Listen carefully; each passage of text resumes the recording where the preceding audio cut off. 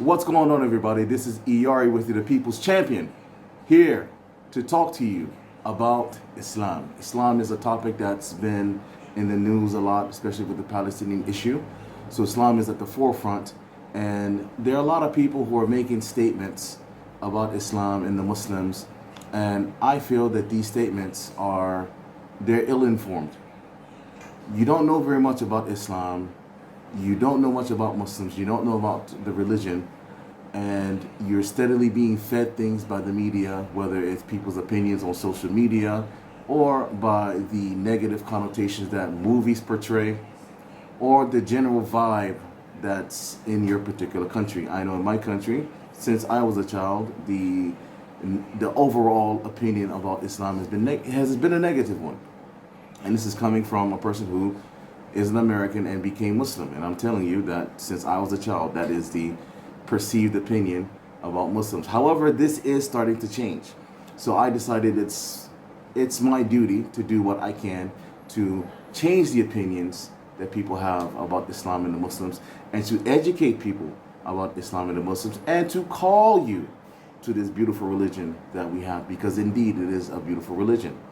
Else, why would there be so many people that you know that are leaving other religions to become Muslims?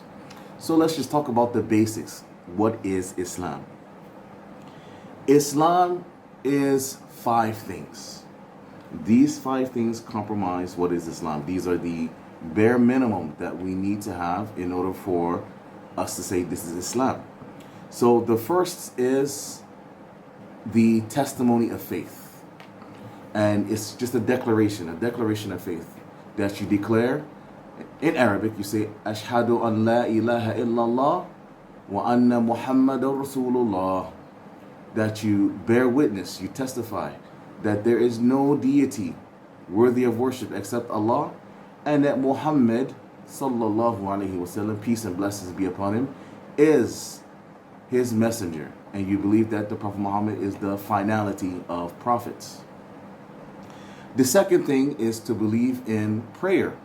That prayer becomes obligatory upon you. That you pray 5 times a day minimum at specific times. Zakah is an Arabic word, meaning almsgiving, that you give to the poor.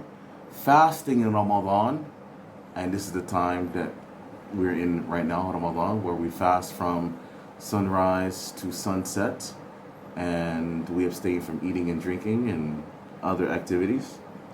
And the last thing is to make Hajj to the city of Mecca, to the Kaaba, at least once in your life.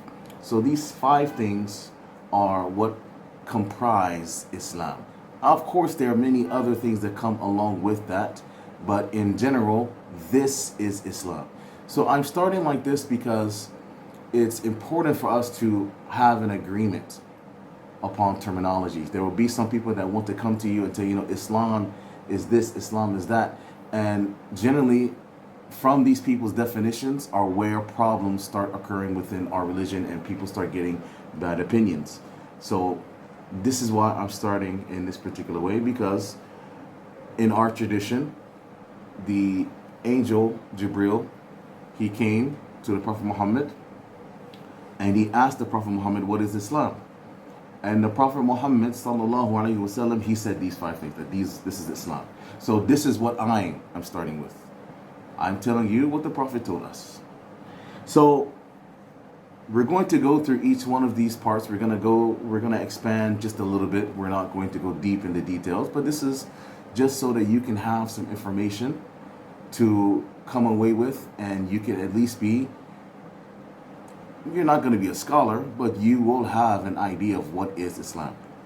So we said the first thing was the testimony of faith, and it's 2 declarations.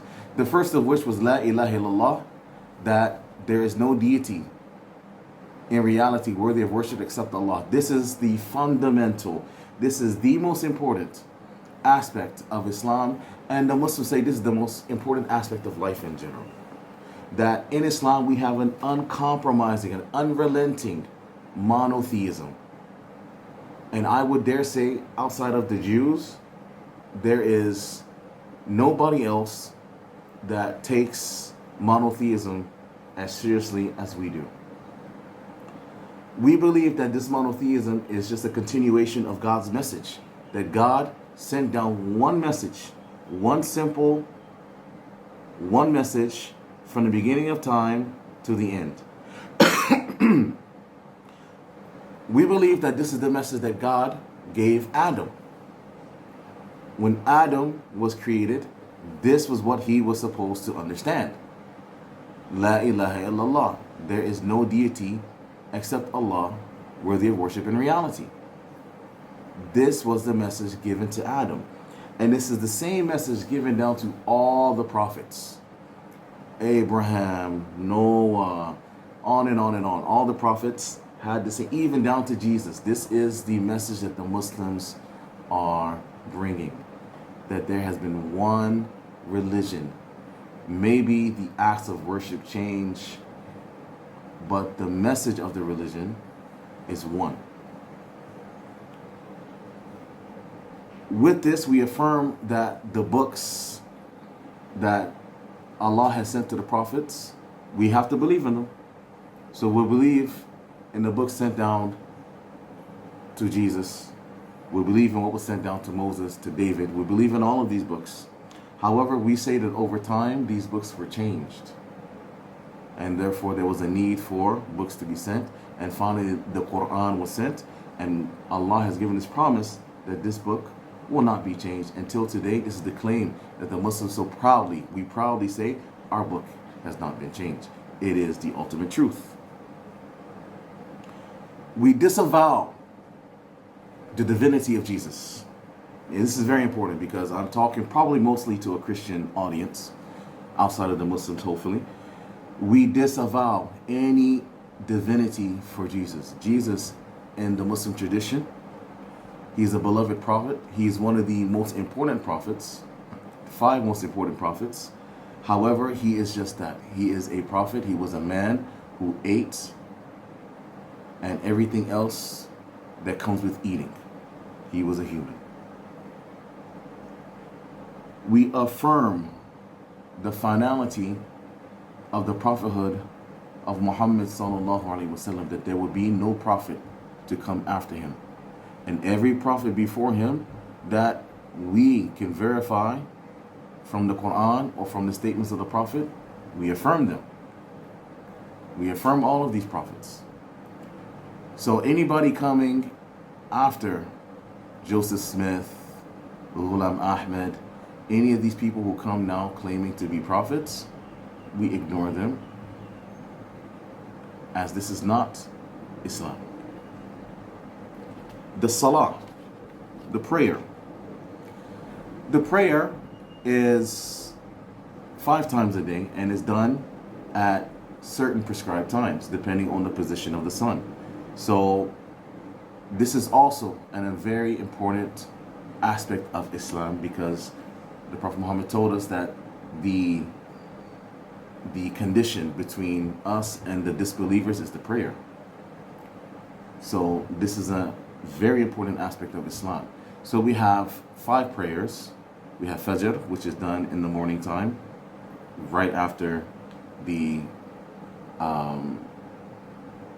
rising of the sun from the zenith. Then we have Dhuhr, which is the midday prayer. We have Asr, which is generally around 4 o'clock, 5 o'clock. We have Maghrib, which is at the setting of the sun. And then we have Isha, which is the night prayer.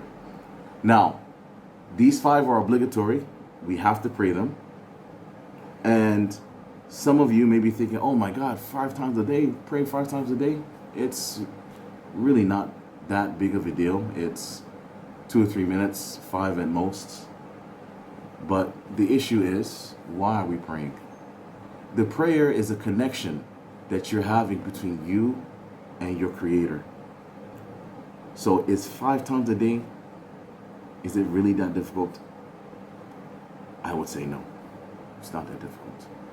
And the physical act of your body going through the motions, what it does is it reaffirms what's in your heart.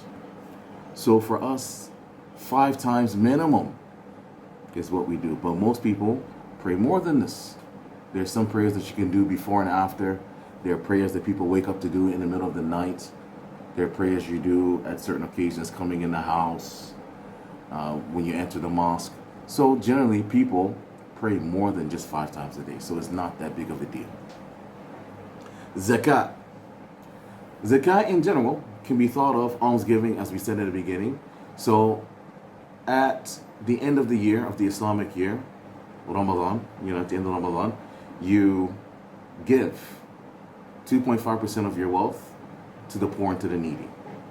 Now that's if you saved up, that's based on the amount that has been saved for over a year. It's not just regarding cash or what's in the bank. If you're a farmer and you have livestock, depending on how much livestock you have, that could be part of what you're giving in charity. If you have gold, silver, these kind of things, if you have a certain amount of it, this is also considered to be something that you can give part of your wealth in charity. However, if you do not meet that requirement, then it is not upon you. So Islam is easy in this issue. Ramadan, fasting in Ramadan. Fasting in Ramadan is, for those who haven't done it, you may be thinking like, this is the part that's difficult for me to imagine myself doing. It's not that big of a deal. If you're into the gym, most likely you've done intermittent fasting. Same thing. It's not that big of a deal. Abstain from eating and drinking and carnal relations and things like this from sunrise to sunset. After that, you're free to do what you want to do. Now, we're advised not to focus on the eating and the drinking and, partying after this, because this is the month of reflection, of revitalization of the soul. So it is not advisable for you to be buffeting it up every night, but you are free to do what you want. The most important thing is that from sunrise to sunset, we're fasting, we're abstaining from food and drink, carnal relations, things like this. You're also watching your tongue and hopefully improving your behavior so that you get some benefit from this month. And again, if you're not able to, if you're sick, those who have diabetes, it is not upon you to fast in Ramadan. So there's a way to expiate this, that you can feed the poor and needy. As you can see, there's a lot of focus on the poor and needy in Islam, taking care of them. If you haven't reached a certain age of discernment, it's not upon you either to fast. However, we encourage the young people. To fast. Okay? Those who are young, we encourage them to fast so that they can get used to this in the future. And the last is Hajj, which is an obligation that you attempt to do once in your lifetime. Hajj is a trip to Mecca, to the Kaaba. And there's certain rites that we do there where we circumambulate the Kaaba and do certain other things.